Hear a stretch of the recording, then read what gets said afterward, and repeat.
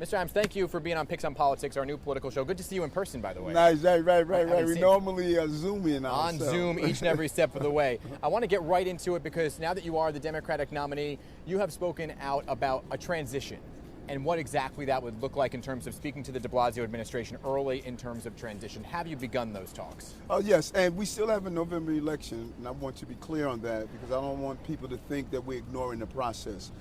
But these are complex times, and we should engage in a conversation. And I would encourage all who are running for mayor to have these soft conversations, learning what the agencies are doing.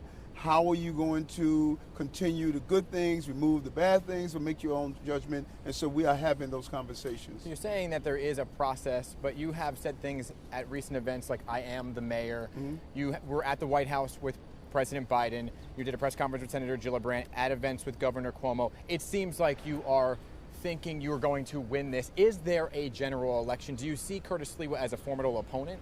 Well, first, what was interesting about I am the mayor, get the whole speech. They took that little clip and then let you finish the whole sentence, right. So there's more to it. Clearly, we have a mayor of the city of New York. His name is Bill de Blasio.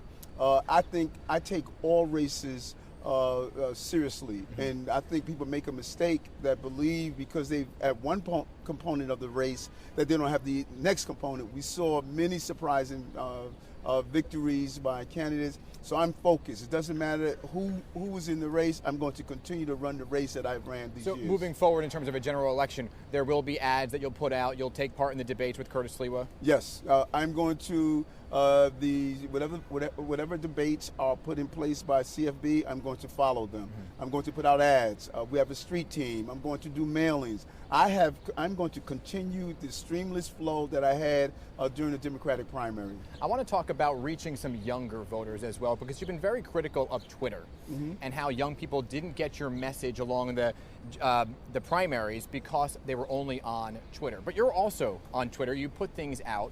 If you do become mayor, how do you plan to reach younger voters who may not have the attention span that you're looking for? Well, what you said is interesting. You said, Eric, you're also on Twitter. Yes, I'm on Twitter, but I'm also in other areas. And I believe that social media has hijacked our ability to interact as human beings. Mm-hmm. I would actually speak to reporters, Dan, who was, when I would tell them about, back when I was with 100 blacks in law enforcement, they said, what's 100 blacks in law enforcement? It's like, what? Right. You're doing a profile on me, but don't know about the basics. So what we found is that we've allowed this small capture of a comment to define entire people. I had a rich history before becoming bar president and state senator. And far too many of my young people, when I speak with them, they know nothing about that history. Right. They don't know about Durismond shooting. They know nothing about Arthur Miller. And so it's important that I'm encouraging them. Use Twitter, yep. But then dig into the history of the candidates so you have a well understanding of them. And I didn't lose all of the young voters. Right. Some did better than me, but I did better than all as number one choices. So moving forward, you've spoken out. I know you and I have had many conversations about crime, about your choice for police commissioner that you'll make it a female. Looking ahead to an Adams administration, do you see anybody in the de Blasio administration, any of the commissioners that you would want to keep, or is it a fresh start among all agencies? Oh, no, yes, there are some commissioners and deputy mayors. You look at some of the amazing things that Banks has done. I knew him when he was an advocate for the legal services. Mm-hmm. And he was always an advocate, and I thought he brought fresh ideas. And there are others that I looked at, and we're not looking to just remove everyone.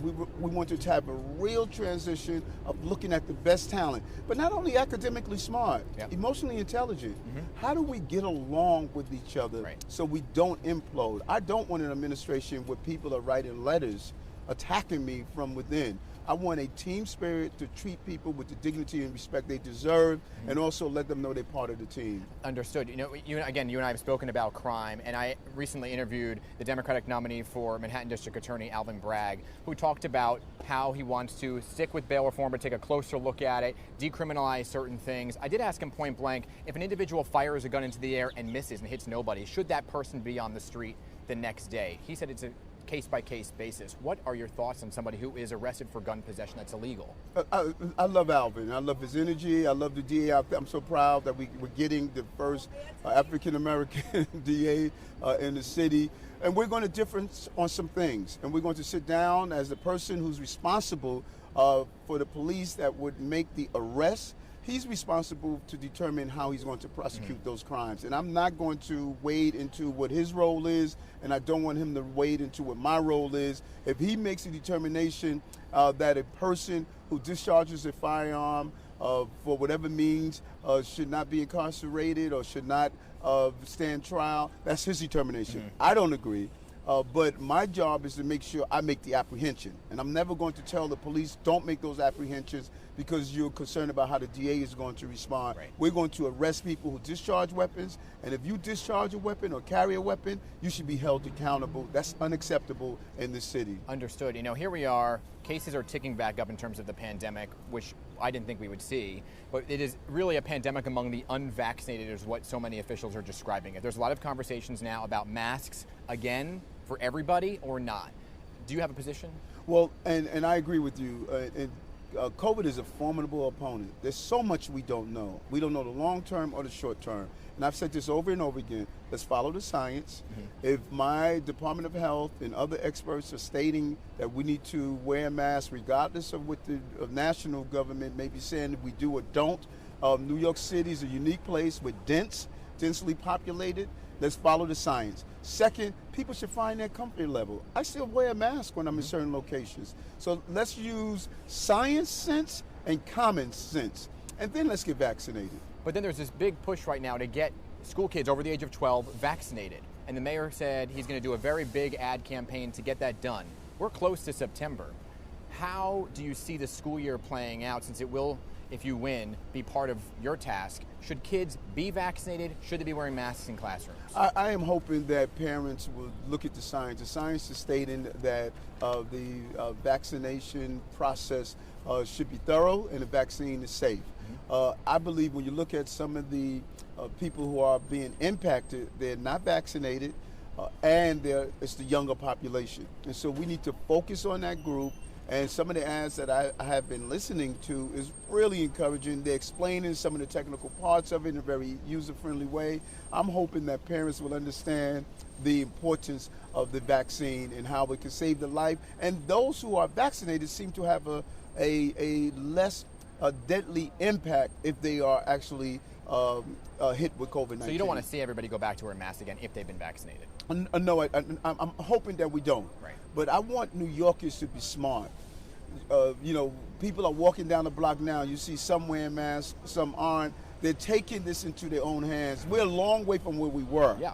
Where people now have their own personal responsibility. And that's really the way to resolve this. And we are right near the Borough Hall subway stop, and we're starting to see the MTA numbers trick back up, and that's a good sign of the recovery of New York. That also goes to the idea of a lot of the vehicles we're seeing on the streets and this idea around congestion pricing, specifically to fund the MTA. You're saying the two go hand in hand. What does congestion pricing look like? And first, let's go back for a moment, because you said something that's important. Our ridership is increasing.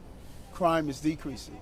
The calls I made that we need more police officers on the system was the right call, because I understood we had to take away the perception of fear. If we want to turn around our economy, it's going to start with our subway system Perception to and reality. crime. Right. And so when you look at congestion pricing, we should, number one, make sure that we are not harming low-income New Yorkers that must go into Manhattan, such as if you have to go to Manhattan, low-income, for chemo treatment. Yep.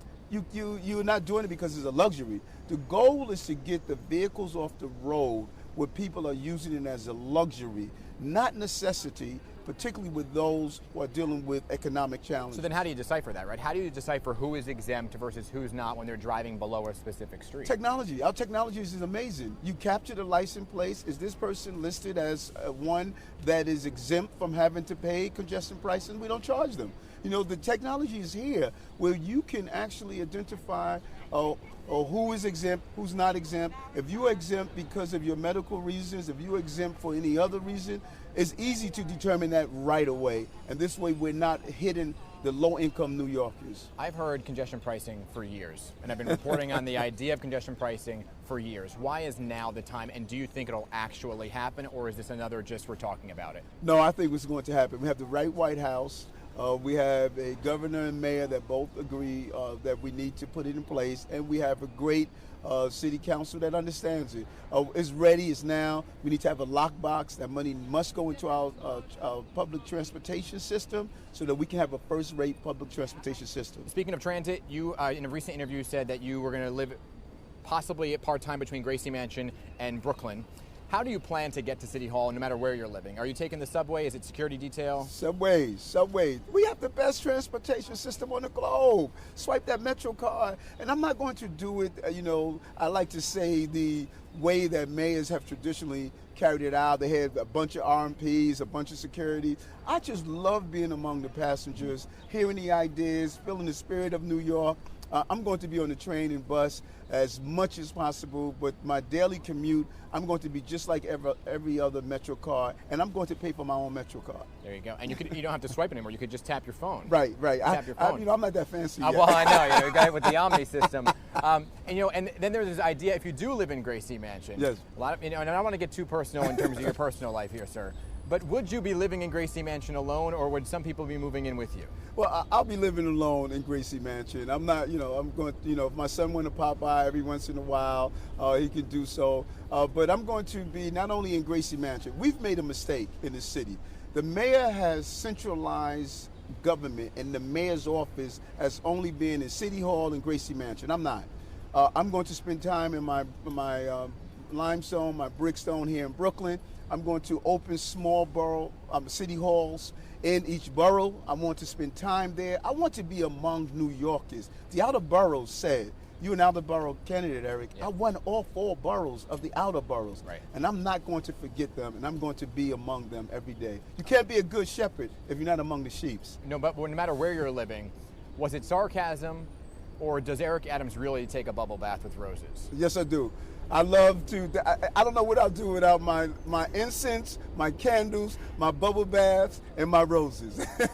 I got to say, I was appreciative of when you said that, because I also take a bubble bath. And I'm not ashamed to admit it.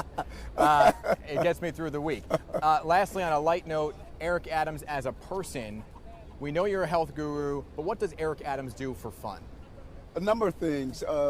I ride my bike often. Best way to get around the city, and I like to park and try different foods. I'm a foodie. I enjoy good meals and people. I'm a people watcher. You sit on this bench and you watch the people that walk by and just engage with them. We're missing the best part of this city, and that's our diversity.